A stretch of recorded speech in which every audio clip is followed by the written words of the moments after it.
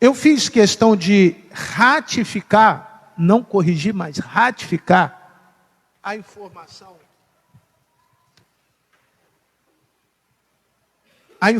do dia 12, porque no primeiro momento a ideia era fazer das 15 horas até as 17. E 2 horinhas é muito pouco, muito pouquinho. E aí eu pedi à irmã Roberta, e já mandei o programa correto para a irmã Michele, que é responsável pela atividade do dia 12, juntamente com o pessoal do departamento infantil, de 1 às 18. Então a programação tem várias etapas. Tem a área do louvor, tem a área do evangelismo, vai ter um momento em que as crianças vão participar, mas a ideia é que você traga as crianças do seu relacionamento para brincar na porta da igreja. Para brincar, pula-pula, vai ter brincadeira lá de bambolê. A irmã já fez uma programação maravilhosa para você. Se você vier só na hora do culto, você não vai nos ajudar com as 150 crianças que vão estar aqui pela fé. Porque foi lançada uma campanha para nós comprarmos a Bíblia. E veio assim, pastor, vamos comprar 40 Bíblias. Vamos. São 40 crianças? Não. Eu quero mais. E aí, naquele dia, nós lançamos a campanha e passamos uma lista. Foi até a irmã Giovana que me ajudou nisso. Uma listinha. Que depois o irmão Nilton vai fazer no Excel, bonitinho, e vai lembrar os irmãos. Eu doei uma quantidade de Bíblia, você doou uma outra quantidade de Bíblia, e já ultrapassamos 150 Bíblias para as crianças no dia 12. Então nós não podemos ter 20 crianças, porque vai sobrar a Bíblia. Então você que doou a Bíblia, eu te agradeço, e agora eu peço que você se envolva, trazendo o quê? A criança para doar a Bíblia. Convide seu neto, parente, primo, amigo, você vai ver que isso é bom para você. Você vai ver que o seu cérebro vai funcionar melhor. Nós vamos falar sobre esse mês de setembro, sobre rede de apoio. O que é, ou qual é a proposta? Nós temos lá a rede de família, a rede de criança, a rede de jovens, a rede disso. Por que rede? Porque, ainda que ela tenha buraco, se você conseguir mensurar um pescador quando joga a rede, ele não precisa com aquela rede com os buraquinhos pequenininhos, não.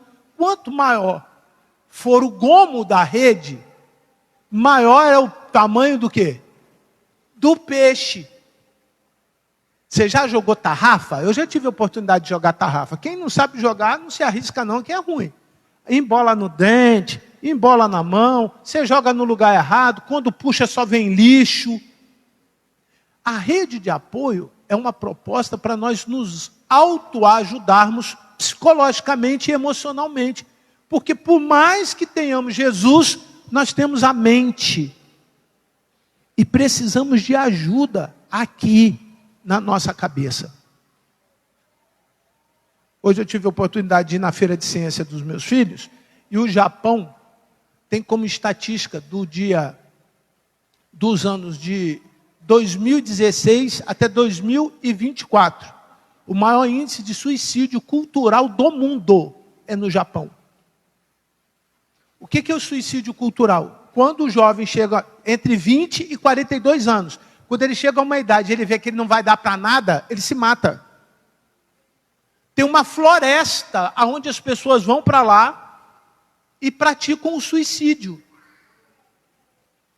O governo, entendendo que não deveria permitir isso, porque é permitido, eles criaram uma grande rede de apoio para que aquele país, com toda a tecnologia que vocês possam imaginar, as maiores tecnologias do mundo vêm de lá, um país que é altamente rico, ainda que esteja em crise atualmente por conta das guerras que estamos vivendo no mundo, os jovens possam viver mais. E como isso é importante? No Brasil, na década de 80, não se pensava em rede de apoio. Mas agora, a partir pós-pandemia, nós já ouvimos falar com mais frequência sobre isso. Nós já conseguimos entender o quanto isso é importante no mundo jurídico, no mundo acadêmico, no mundo eclesiástico. Todos esses mundos que nos cercam fazem parte dessa cosmovisão que nós temos a respeito de nós mesmos. O que é isso? Quando você olha para você, você consegue enxergar três coisas. E isso nós chamamos de tricotomia: corpo, alma e espírito. Então, no mês de setembro, nós vamos falar sobre a atuação do Espírito Santo no nosso espírito. Nós vamos conversar com vocês sobre a relação de Deus com a tua cabeça. Pastor, eu já ouvi falar sobre síndrome de pânico, já ouvi falar sobre depressão, eu já ouvi falar sobre euforia, sobre o uso de drogas, eu já ouvi falar sobre dependência de drogas. Mas como que o Espírito Santo, eu tenho um Espírito Santo, como que o Espírito Santo não interfere nisso? Essa é a nossa proposta. Nós entendermos as questões físicas associadas às questões espirituais. Não quero que você se assuste, mas o demônio está tomando o lugar da mente das pessoas na igreja. Elas não estão dominadas, porque não há possessão demoníaca na pessoa que tem o Espírito Santo. Mas há uma influência de opressão demoníaca, que são temas distintos. Uma pessoa cheia do Espírito Santo, ela tem o remédio contra a opressão demoníaca. Esse remédio vai lhe ajudar a dormir melhor, comer melhor, regular melhor o seu intestino, ter menos incidência de paranoias. O que é uma paranoia? Quando você pensa, tem alguém me seguindo. Você ouve um pneu. Ontem eu estava num shopping e um pneu de um carrinho desses carros dentro do shopping, aqueles carrinhos de levar carga no shopping, estourou. Gente, eu vi uma porção de gente se jogando no chão, lá na Barra. Uma porção de gente, eu falei, o que houve? Aí o pessoal, é tiro, é tiro. Eu falei, eu moro onde dá tiro, não é tiro não. Você pode ser alguma outra coisa, mas não é tiro. O meu cérebro já sabe quando é tiro e quando é pneu estourando. E as pessoas ficaram assustadas. É um pânico muito grande. Quer ver um outro efeito? Você que dirige pela linha vermelha, você que pega a Transolímpica. Quando encostam dois motoqueiros com capacete ao seu lado, você acha que é o quê? Assalto. Eu indo para uma determinada região, encostaram-se dois motoqueiros ao lado de um carro, o cara bateu num e foi bater no outro. Só que eram dois policiais. Como o carro estava blindado, ele não sofreu nada, porque o policial que estava na moto atirou contra o carro. Agora imagine, ele se assustou, porque a mente das pessoas estão o quê? Altamente carregada com coisas que não é boa. O Espírito Santo está em você. Eu vou repetir isso. O Espírito Santo está em você. Mas nós precisamos dessa rede de apoio espiritual. Convido vocês a abrirem lá no livro de Neemias e contextualizando, nós vamos reconstruir a possibilidade de termos muros na nossa mente, muros na nossa cabeça para ajudar a barrar os problemas que nós temos. Neemias capítulo 8, apenas o verso 10. Neemias 8, apenas o versículo 10.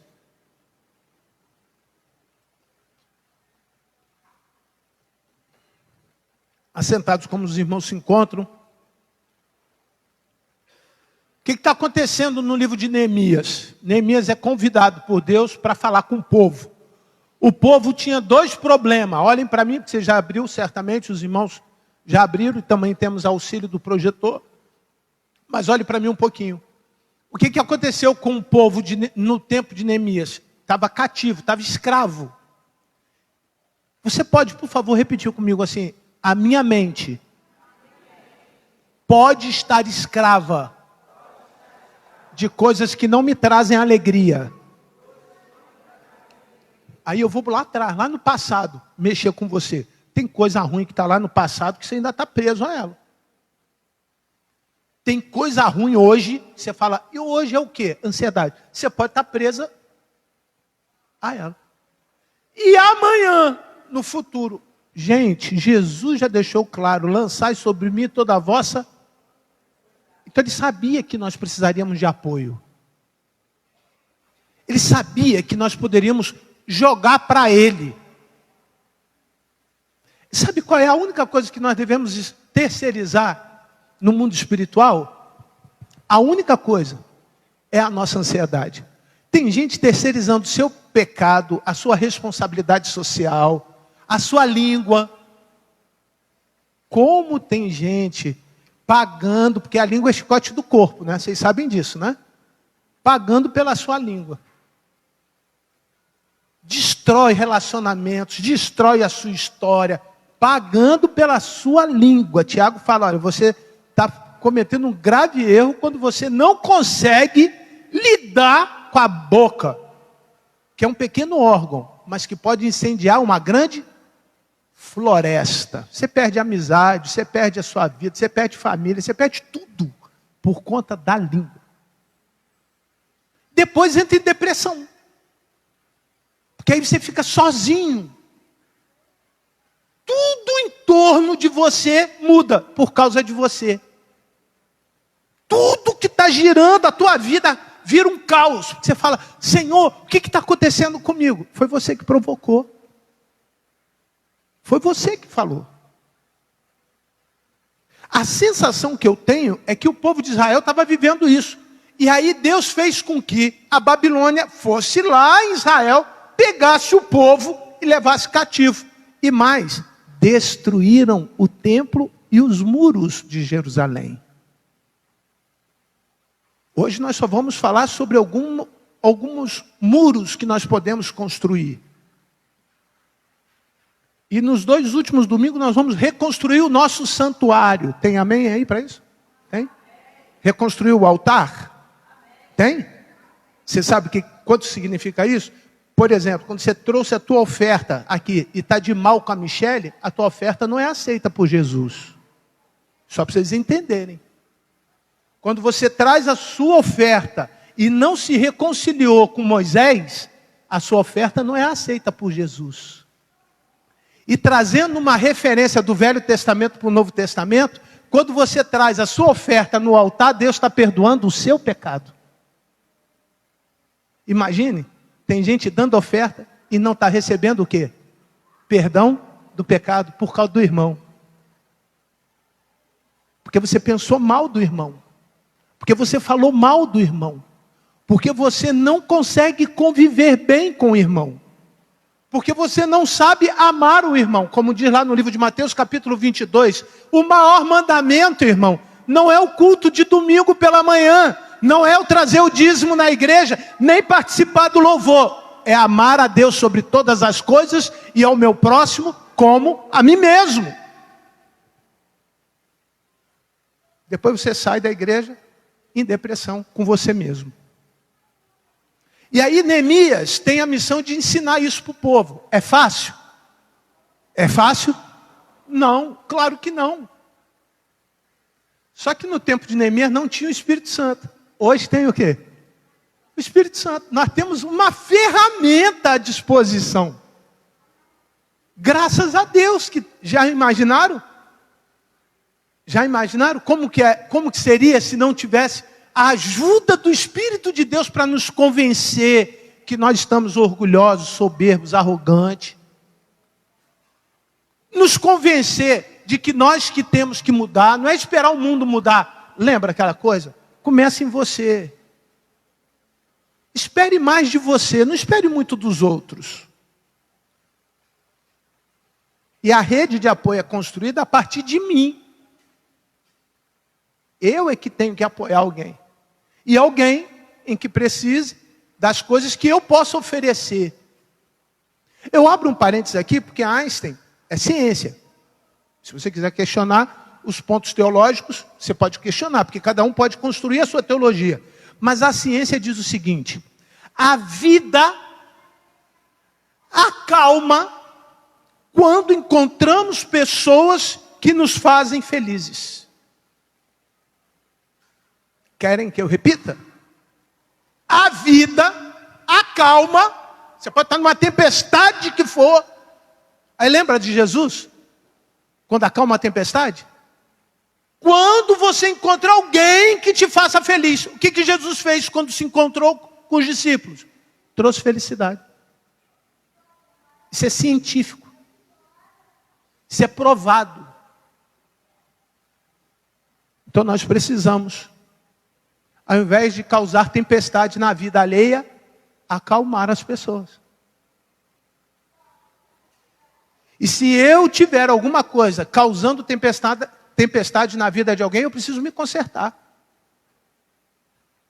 Eu preciso me consertar. Eu preciso chegar próximo de vocês e sentir felicidade e provocar em vocês o quê? Felicidade. Eu estou ansioso para terça-feira. Tem alguém presente que sabe o que vai acontecer terça-feira? Às 9 horas da manhã. Não é revelação não, é fofoca do pastor.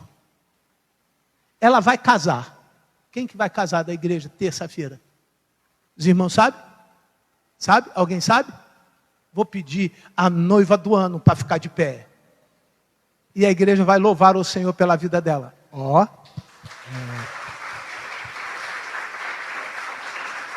Valeu, Jéssica! Aí ela liga na sexta, liga no sábado. Hoje, quando ela entrou ali, ela fez assim. Está super feliz. A felicidade dela é a minha felicidade. Pastor, mas eu estou solteiro. Irmão, ora ao Senhor. Ora ao Senhor, que o Senhor vai resolver.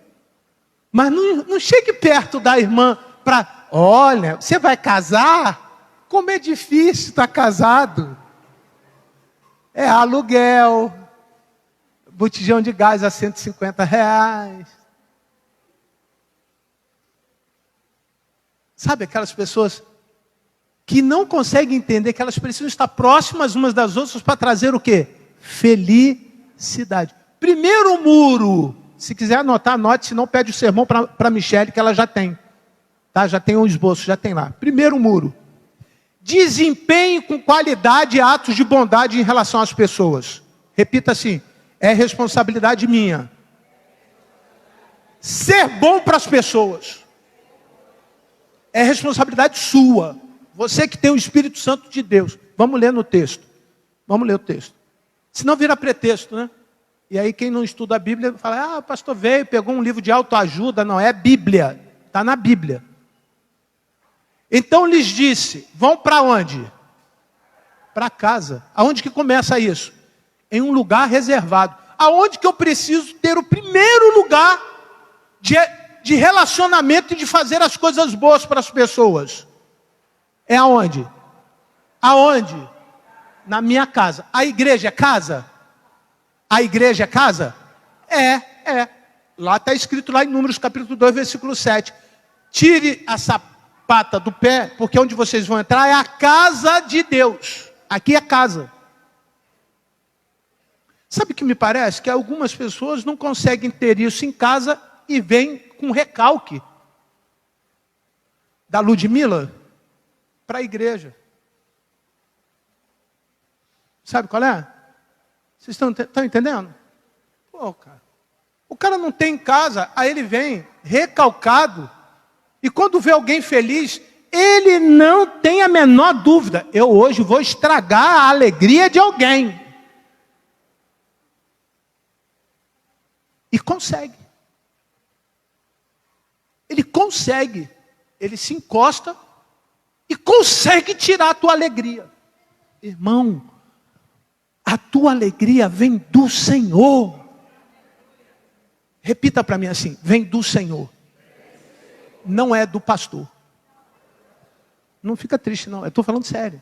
Vem do Senhor, não é do meu salário, não é do carro novo, não é da camisa que eu ganhei, não é da roupa que eu vou ganhar amanhã. Nada disso. A minha alegria vem de quem? do Senhor. Alguém pode tirar a alegria que vem do Senhor? Não! Então, quando alguém se encostar, você fala: oi, eu estou aprendendo na minha igreja que eu tenho que fazer alguma coisa boa para você. E a pessoa vai se desmontar. Ela vai se desmontar. Ela vem com mal e você não vai pagar mal com mal. Mas vai pagar o mal com o quê? Ela vem brigar, você fala: calma, vamos orar. Aleluia. Calma. A minha alegria vem do Senhor. Você montou uma barreira espiritual, natural.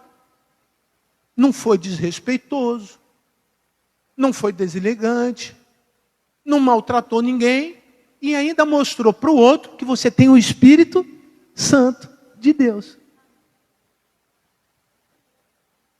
Por outro lado, o texto vem dizer o seguinte: comam e bebam o que tiverem de quê? Melhor. Então, eu me aproximei do irmão Antônio. O irmão Antônio está me devendo um negócio lá que ele faz, é um rocambole com um negócio lá gostoso, lá na casa dele. Está me devendo. E um melzinho também. Eu me aproximei, ele fez uma coisa boa. O que ao nutrir isso, é bíblico. Eu só estou dando como exemplo, tá, irmão Antônio? É bíblico. Ao nutrir isso, ele me leva para onde? Para a casa dele. E essa relação só tende a aumentar. É assim que construímos a rede de apoio. Quando ele vem na minha casa, e eu vou aonde? Na casa dele. Quando nós temos isso naturalmente, a igreja se torna uma igreja celular, saudável. Não tem como pegar um modelo e falar: agora queria célula na tua igreja, irmão Trindade. Pega aí, irmão Antônio. Pega pastor Vinícius. Pega pastor Lucas. Ponto. 4 células. Não vai dar certo.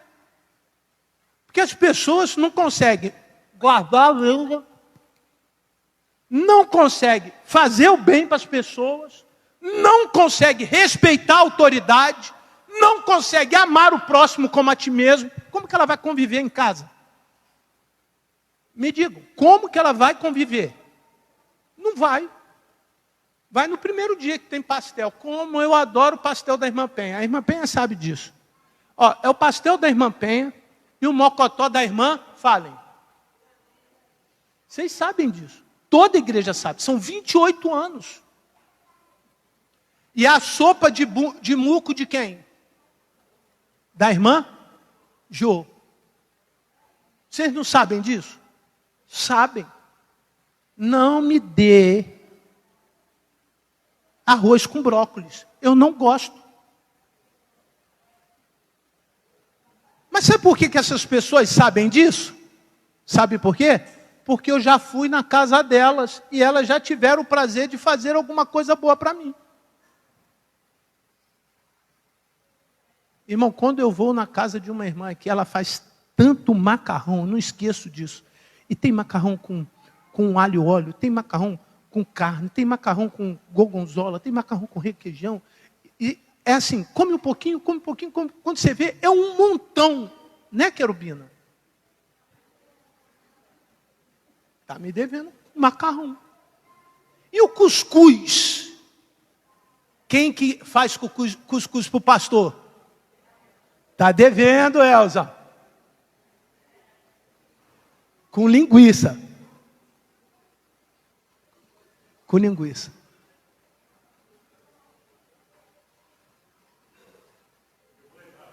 Isso, irmão Moisés, obrigado.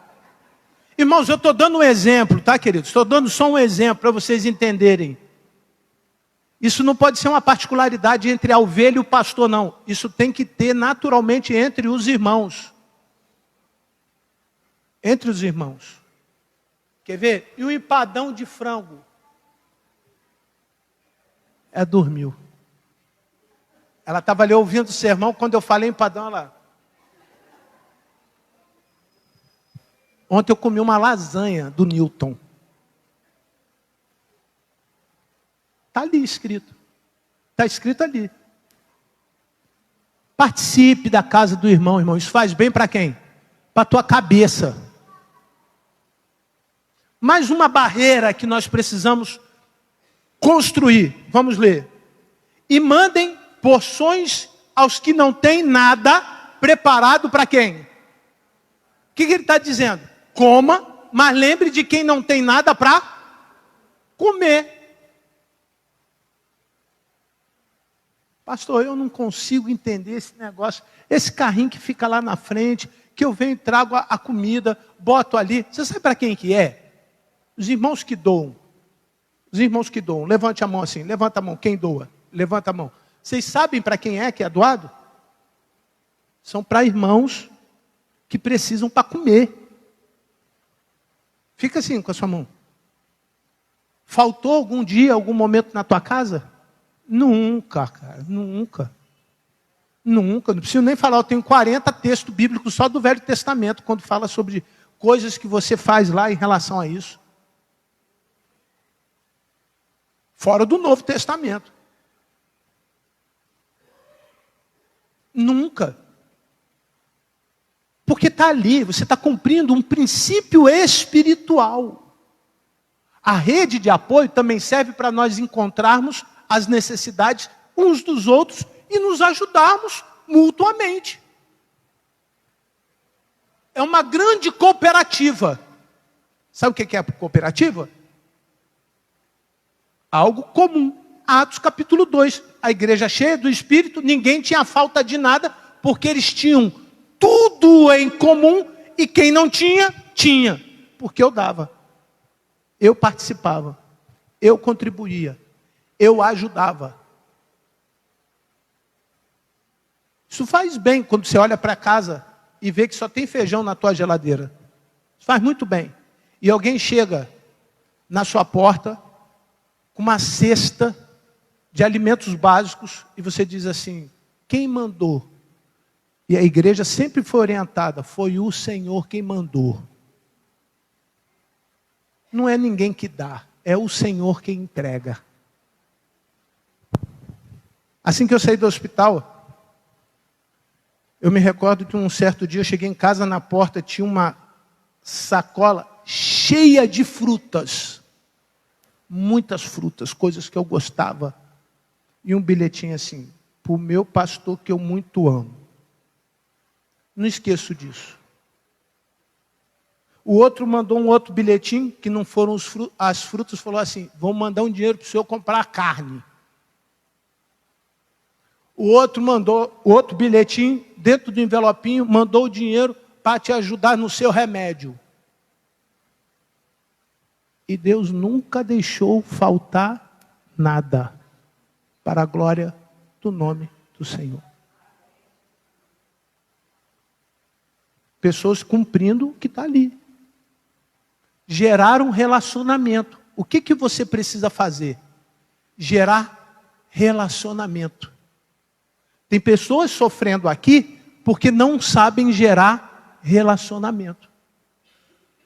Se frustraram com o pai, se frustraram com a mãe, se frustraram com o irmão, se frustraram com o vizinho, se frustraram com o professor, com a professora, com o médico, com a médica, com o pastor, e resolveram agora viverem o quê? Solitariamente, sozinhos.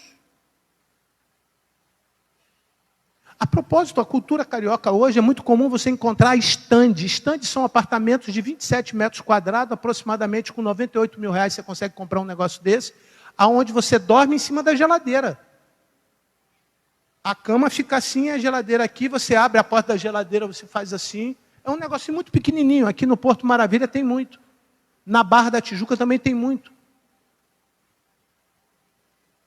Sabe, você pega e compra um tomate para o mês inteiro. Porque você acostumou a ficar o quê? Sozinho. Você compra 100 gramas de carne moída e bota em compartimentos, aqueles negocinhos assim, 10 gramas, dá 10 dias. Pão, aquele saco de pão, certo? Que nem em casa levam 3 minutos, quando abre. Ué, que isso, gente? Sério, esses dias eu trouxe um pãozinho que eu queria comer com alguma coisa dentro. Fui no quarto trocar de roupa, quando eu voltei, estava aquela parte de cima que ninguém come e aquela parte de baixo que ninguém gosta. Falei, meu Deus, cadê o pão? Aí você começa, fui eu não. É assim lá na tua casa também? É? Você sabe qual é o pior? Não é comer, é quando você fala assim, então vai lá comprar outro. Ah, eu estou cansado. O outro, eu estou fazendo dever. Cara, é uma coisa séria. Mas essas conexões são saudáveis. São pessoas diferentes. Você não precisa fazer conexão com pessoas iguais. Você precisa de pessoas diferentes, pessoa que não é igual a você mesmo. Faz bem você ter diferente dentro da sua casa. Você é todo organizado, aí vem o outro todo bagunceiro. Porque toque é doença, tá? Síndrome de limpeza é doença. Está no CID. Você pode arrumar, inclusive, um cordãozinho de doenças desconhecidas, porque agora já existe. Não é isso, doutora? Já existe. Síndrome desconhecida e botar no pescoço. Você tem direitos. O que você tem? Não sei, eu sei que eu sou doente. Olha aí. Que coisa. Mas não é assim que a sociedade está?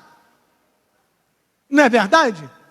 Você olha a pessoa, acha que ela está boa. Daqui a pouco ela vai dar um soco na tua cara. Pum.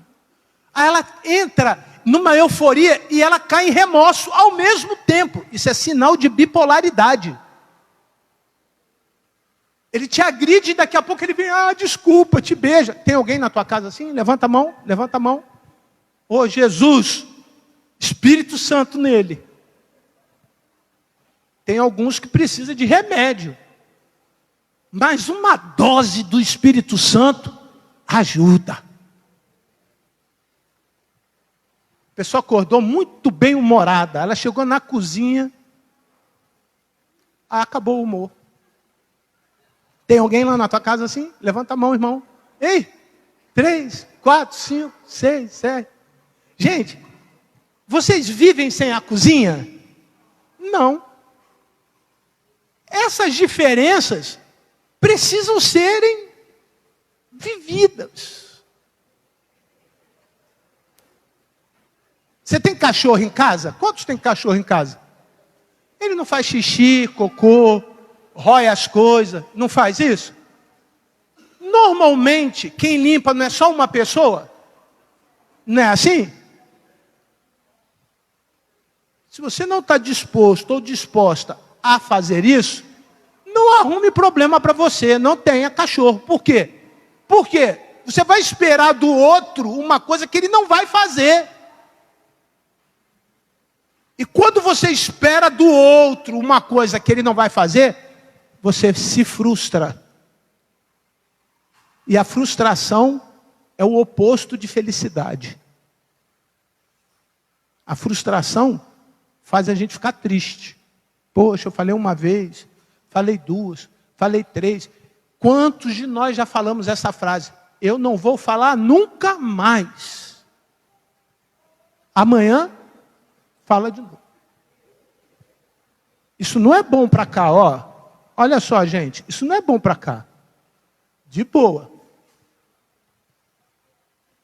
Não viva assim. Neemias tinha que reconstruir um templo, Deus havia dado essa ordem, e a ordem que Deus passou ao meu coração, como líder espiritual dos irmãos, é isso. Vamos reconstruir novas alianças, reconstruir aquelas que eu destruí, reconstruir aquelas que eu não fui capaz de fazer a conexão, reconstruir aquilo que eu sei que vai ser bom para o coletivo. Eu sou diferente de você. Você é diferente de mim. E daí? Qual problema tem você ser diferente do outro? Tem uma frase que está no meu coração nesses últimos tempos, que diz assim, um menininho com TDAH. Tá certo? Ele diz assim, Todo mundo cabe no mundo. Repitam. Todo mundo cabe no mundo. Todo mundo. Eu sou diferente de você. Mas eu posso fazer parte do teu mundo e você pode fazer parte do meu mundo. E nós temos uma ferramenta para nos ajudar a fazer isso. Qual é? O Espírito Santo. O Espírito Santo nos ajuda. Porque o que nos une não é porque nós somos diferentes, é porque Cristo é que é a nossa igualdade. Não é porque eu uso o cabelinho assim, ou porque o outro raspa o cabelo, ou porque o outro tem o cabelo redondinho, ou porque o outro gosta de cabelo branco, o outro não gosta de cabelo branco, o outro gosta de camisa verde, o outro gosta... Irmão, irmão, lute pela tua saúde emocional. Lute pela sua saúde psicológica. Produza barreiras. Aprecie quando alguém que não gostava de você está sentado na tua mesa. Aprecie, diga assim, eu melhorei, a ponto dessa pessoa que não gostava de mim passar a gostar. Compreende? Isso é bom para você. Em quarto lugar, vamos seguir, porque esse dia é o quê? Consagrado ao Senhor. Se é consagrado, quer dizer que o que eu estou propondo é santo. Dá para entender o que está escrito ali? O que eu estou propondo? Desempenhar a bondade entre as pessoas, ampliar as minhas conexões sociais, olha bem, acreditando que eu sou diferente, criar novas conquistas com essa diferença. Um texto que eu botei aqui, que não dá para ler todos os textos bíblicos. Mas o que Jesus disse aos fariseus? Olha, sabe por que vocês são fariseus? Fariseus era uma classezinha bem ruim da época de Jesus. E quem que convivia com Jesus? Os fariseus, os publicanos, as prostitutas, os leprosos, os doentes. Era quem andava atrás de Jesus. E aí os sacerdotes falavam entre eles assim, como que nós vamos dar crédito a uma pessoa que só tem o quê? Fariseu, publicano, meretrizes, gente aleijado. Só tinha gente assim atrás de Jesus. Aí Jesus fala, eu vim porque eles estão doentes. Porque se eles estivessem bons, eles não precisavam de mim. Eles não precisariam de mim. Considere-se esta manhã alguém necessitado de Jesus. Você entende que eu preciso de Jesus? Eu preciso de Jesus. Se essa relação, se essa proposta, isso, eu prestar atenção ao que está dizendo ali, olha, é consagrado, ou seja, eu estou fazendo alguma coisa que é santo.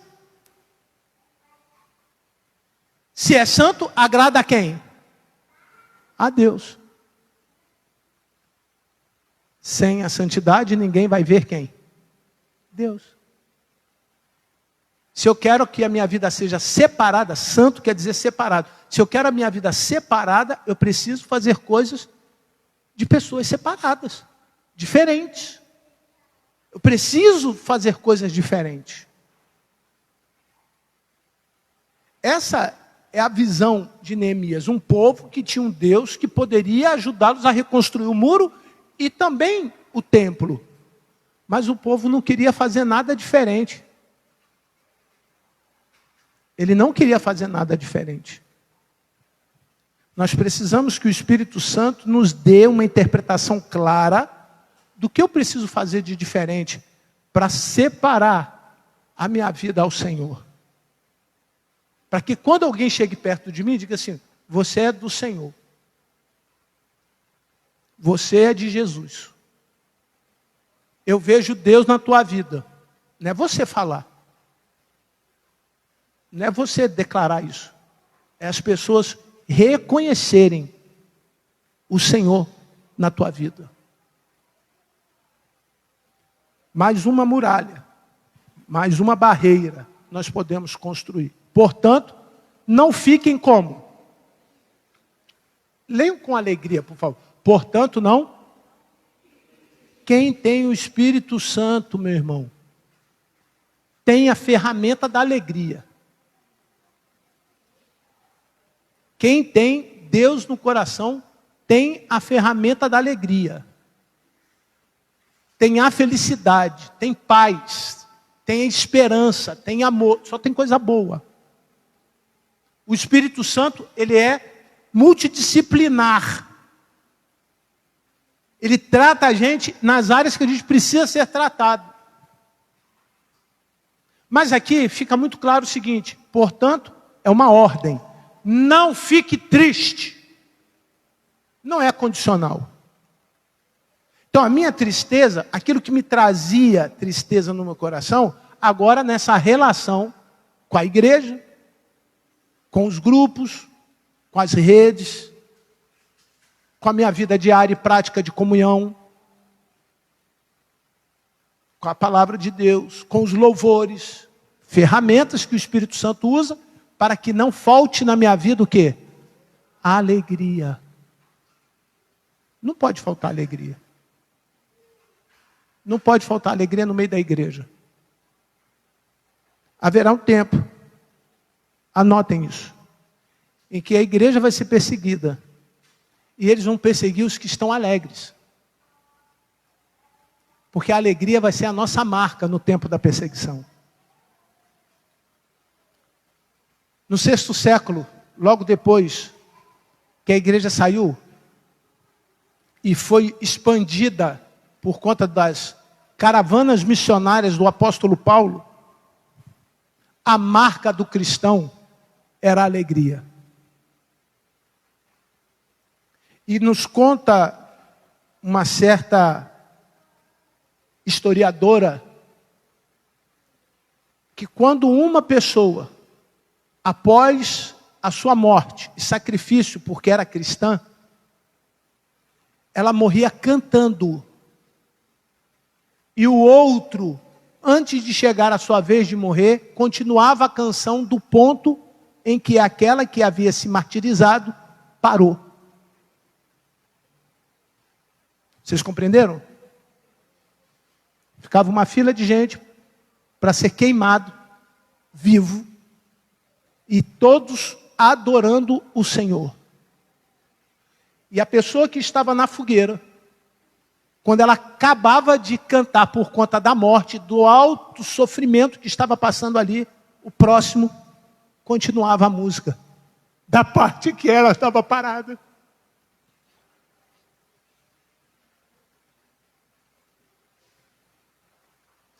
Imaginemos uma fila de gente para ser jogado à fogueira. E a igreja cantando, glória, glória, aleluia. Glória, glória, aleluia. Glória, glória, aleluia. Vencendo. Já fui, meu irmão. O próximo continua. Glória, glória. Já foi. E a igreja continua. E foi o próximo. E o próximo. E a igreja continua glorificando o nome do Senhor. Aleluia!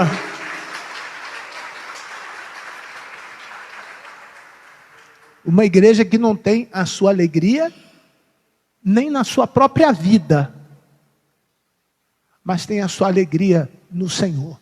Irmão, pode ser que você esteja triste agora, irmão. Pode ser que você esteja passando por dificuldades que você está dizendo para si mesmo. Não, essa é uma realidade que ainda não chegou até mim.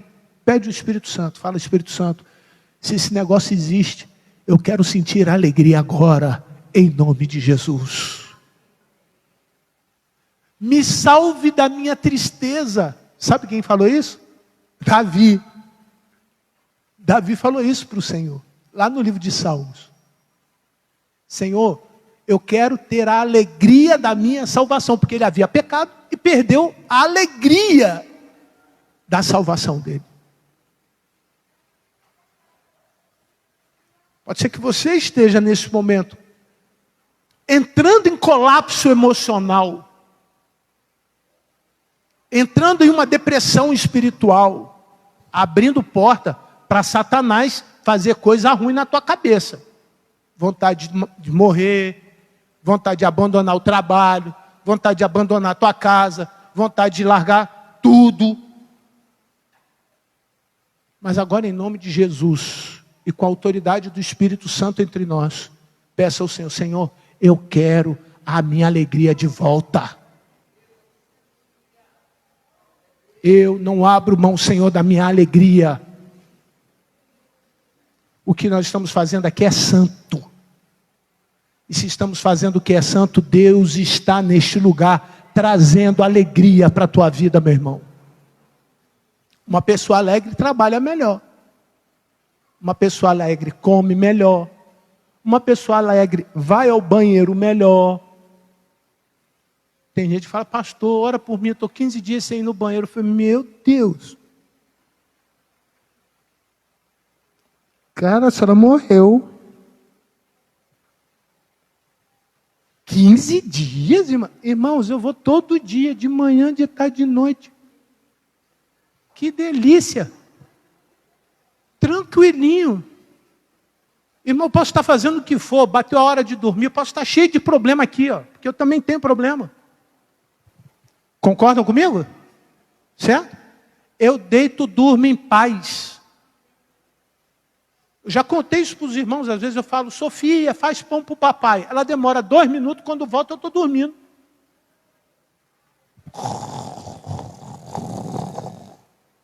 Aí ela vem: pai, o teu pão. Eu: opa! Como o pão e vou dormir de novo. Acha que eu não tenho problema? Tenho. Tenho muitos problemas.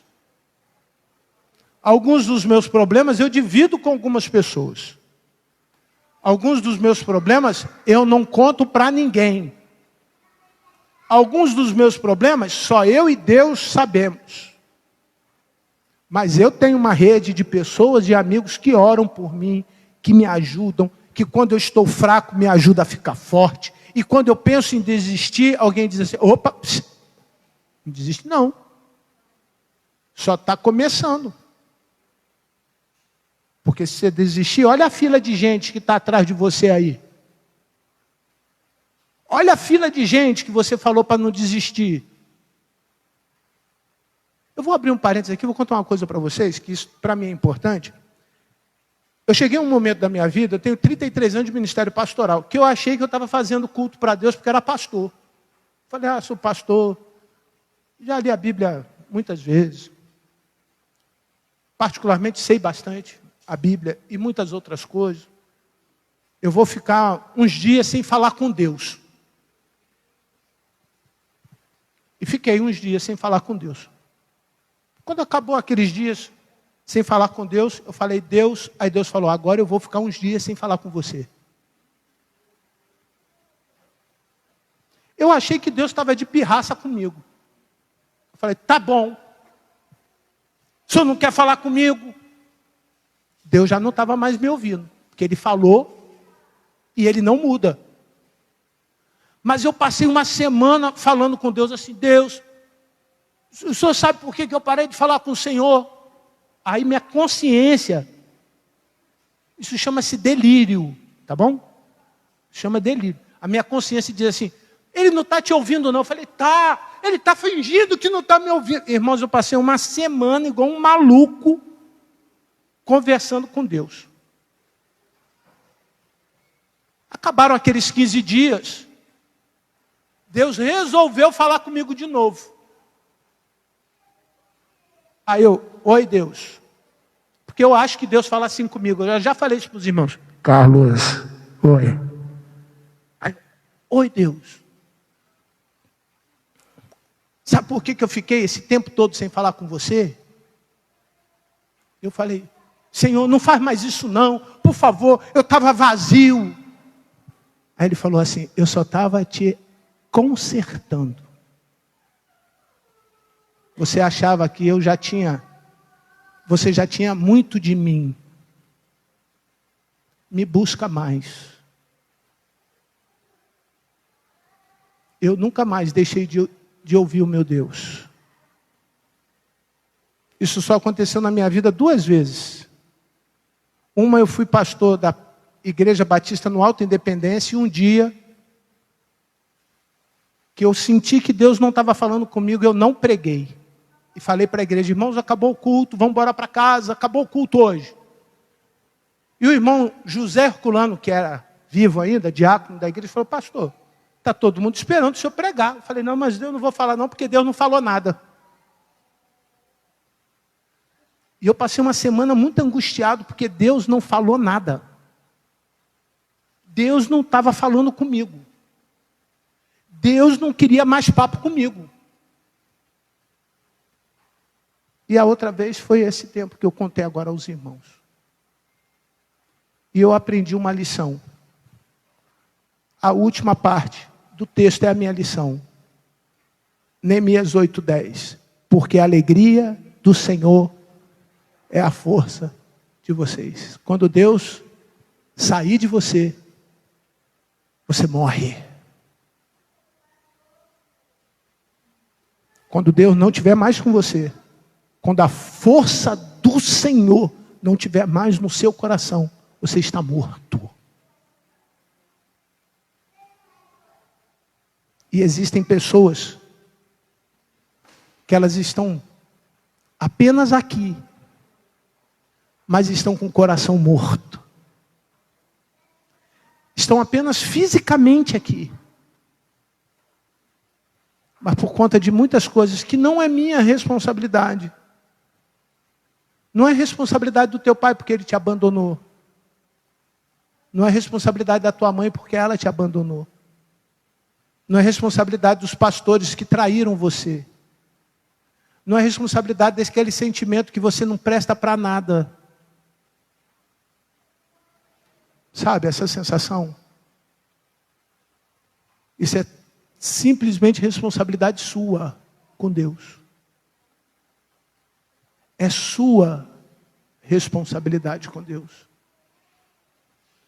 E nessa manhã você bem claro, Deus quer te dar força. Deus quer te dar força. Deus quer dar força para a tua vida. Deus quer dar força para a tua casa. Deus quer dar força para o seu relacionamento. Deus quer dar força para a tua mente. Aqui, ó. Deus quer fortalecer os abatidos. Deus quer tirar do pânico aqueles que estão em pânico, aqueles que estão em depressão, aqueles que estão chorando sem motivo, aqueles que estão fingindo que está vivendo uma vida normal. Você consegue enganar tua mãe, teu pai, eu. Mas você não se engana, você não consegue enganar Deus. Deus sabe que você não está bem.